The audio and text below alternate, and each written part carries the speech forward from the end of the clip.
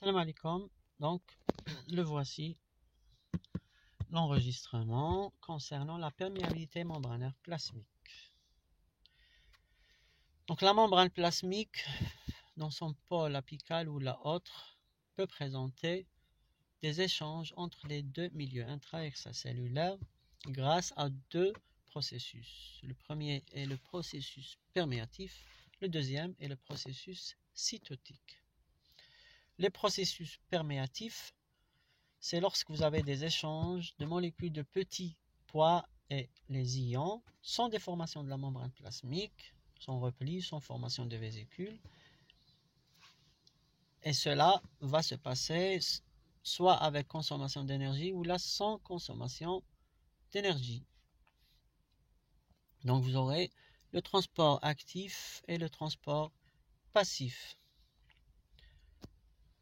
Ça se fait à l'échelle moléculaire, ça veut dire grâce aux phospholipides et protéines membranaires. Donc ça va se faire sans formation de vésicules d'endocytose ou exocytose.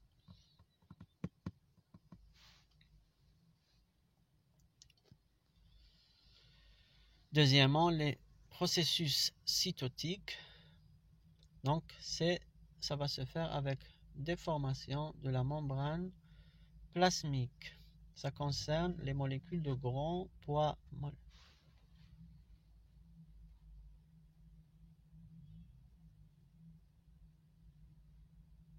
شو يدير هذا؟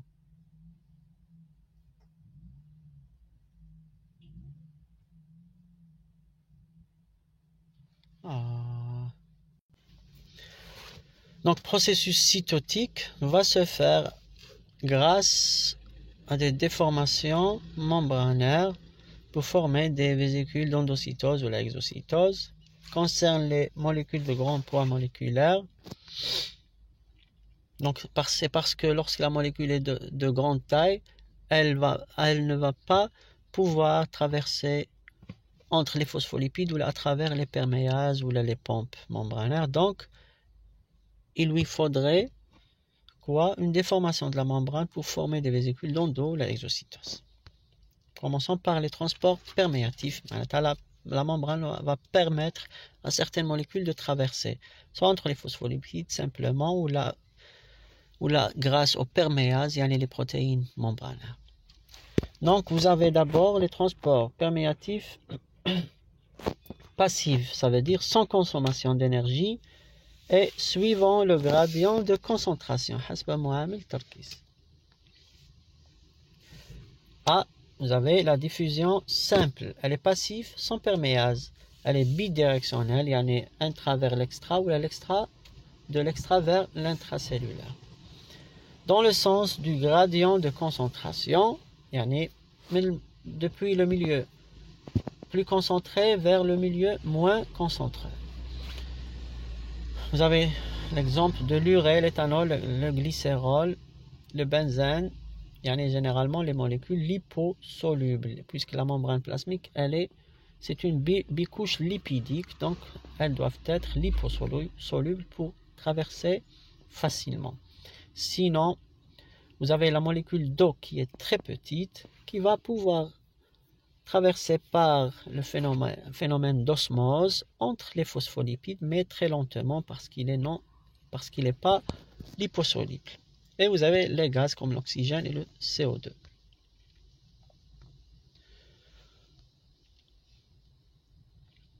Deuxièmement, vous avez la diffusion facilitée. Se fait selon le gradient de concentration. La diffusion, une minute, je reprends. Donc la diffusion facilitée selon le gradient, elle est passive mais nécessite la participation de protéines de transport, soit des perméases protéiques. Vous avez l'exemple des transporteuses du glucose, par exemple. Vous avez très nombreuses transporteuses.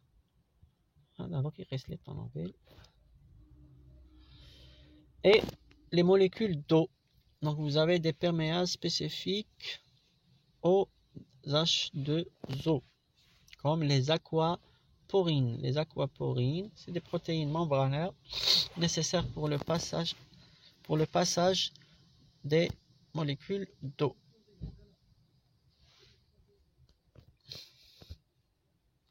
Vous avez deuxièmement les canaux ioniques. Les canaux ioniques vont assurer le passage des ions shawarit. Et cela se fait grâce au gradient électrochimique.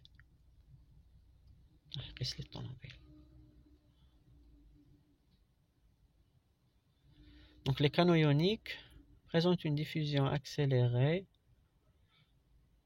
et se fait selon le gradient électrochimique de l'ion le plus concentré.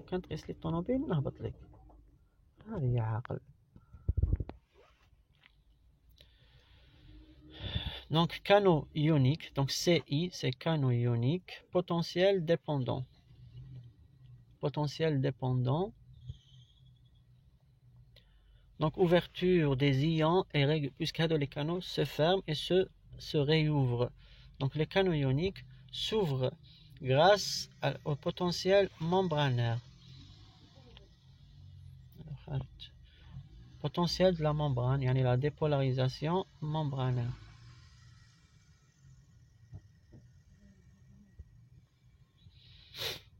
Donc vous avez par exemple le calcium, le potassium, le sodium et le chlore qui traversent ces canaux ioniques potentiels dépendants. Donc les canaux vont s'ouvrir grâce à la dépolarisation membranaire. Les canaux ioniques ligand dépendants donc s'ouvrent ou se ferment grâce à la fixation d'un ligand sur le canal, yani sur un récepteur canalaire.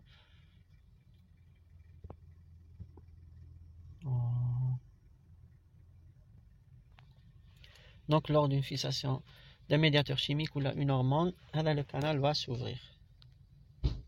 Donc là vous avez quoi? L'aquaporine, le passage des molécules d'eau.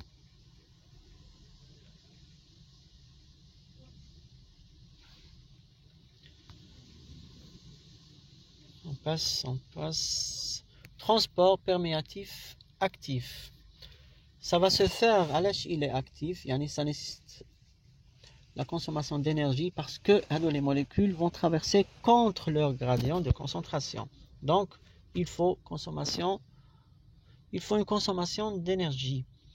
Souvent par hydrolyse d'ATP, c'est ce qu'on appelle transport actif primaire, il y en a consommation d'ATP. Vous avez l'exemple de la pompe sodium-potassium ATPase, qui est une glycoprotéine transmembranaire qui assure le transport ou l'échange de 3 ions de sodium Na+, avec 2 potassium plus vers l'intérieur.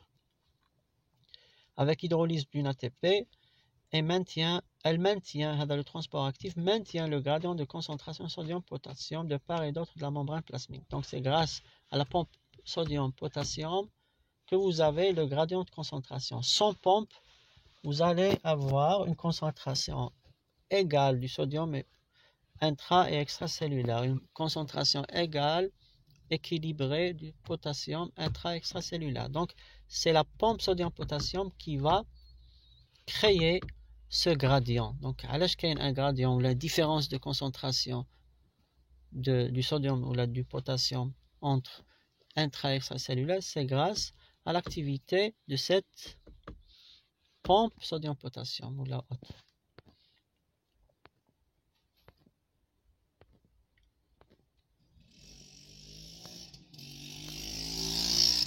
Actif secondaire. L'actif secondaire concerne des transporteuses, des protéines transporteuses ou des protéines transporteuses membranaires qui assurent ce qu'on appelle le cotransport. C'est quoi cotransport? Ça veut dire passage de deux molécules en même temps, soit dans le même sens, il y a les deux yukhrjo ou les deux yidkhlo, ou ce qu'on appelle l'antipore. Il y a une molécule tkhruj pour que la deuxième tdkhol, ou l'inverse. Donc le cotransport qui fait vous aurez une molécule qui va passer selon son gradient, passivement, selon un transport facilité, dans le sens du gradient, la deuxième molécule va traverser contre son gradient, contre le gradient de concentration T. Donc c'est le premier passage qui va faciliter, qui va assurer le passage de la deuxième molécule contre le gradient. Yani l'eau selon le gradient, selon le sens du gradient, la deuxième molécule va passer contre son gradient. Alors avec il est actif mais secondaire. Il est actif parce qu'il y a une consommation d'énergie indirecte par la pompe qui assurait le gradient. Le gradient va assurer le passage d'une molécule selon sa concentration. Une troisième molécule va passer contre son gradient. Donc, c'est un cotransport. Dans le même sens, vous aurez le symport. إذا كان واحد يدخل باش الآخر يخرج l'inversement, c'est l'antipore.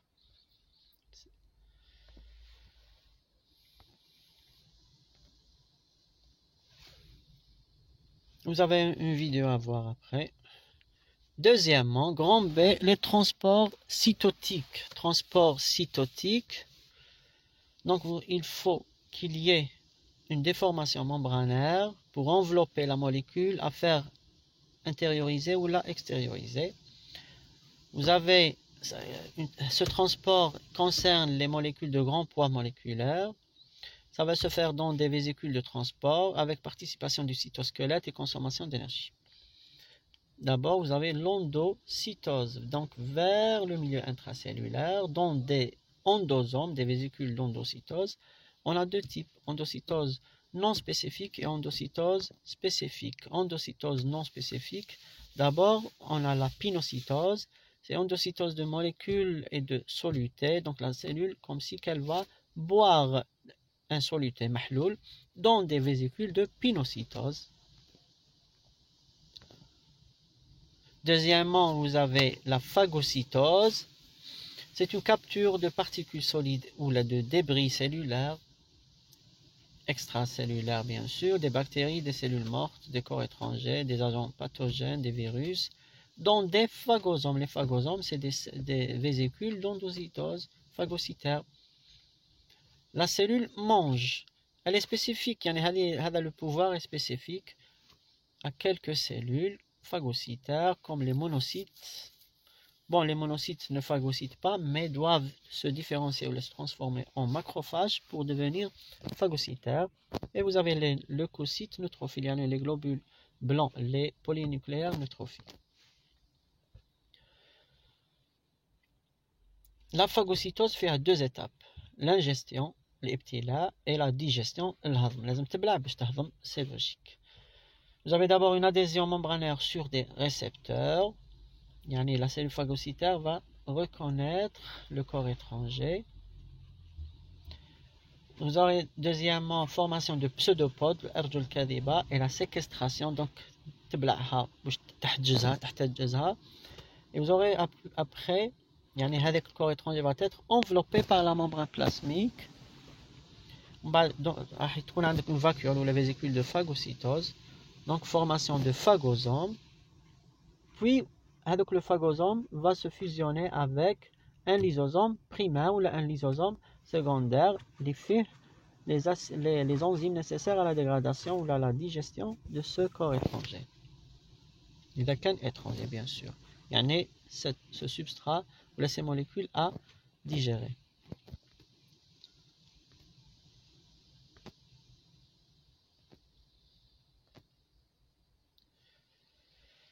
Deuxièmement, l'endocytose spécifique.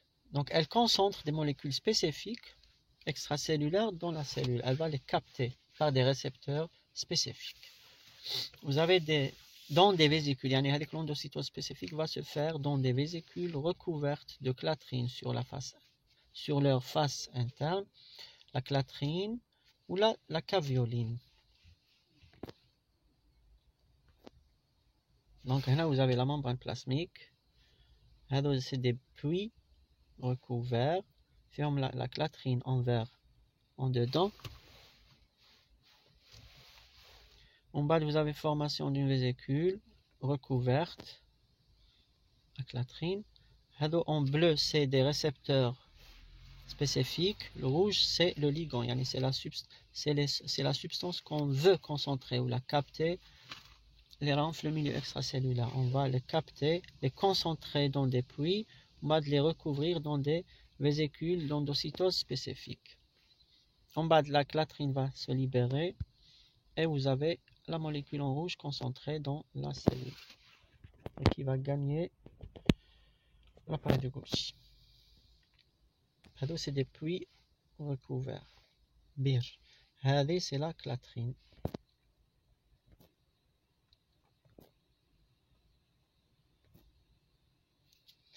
Exocytose, donc du milieu intracellulaire vers le milieu extracellulaire. Extériorisation de matériaux. Une pause.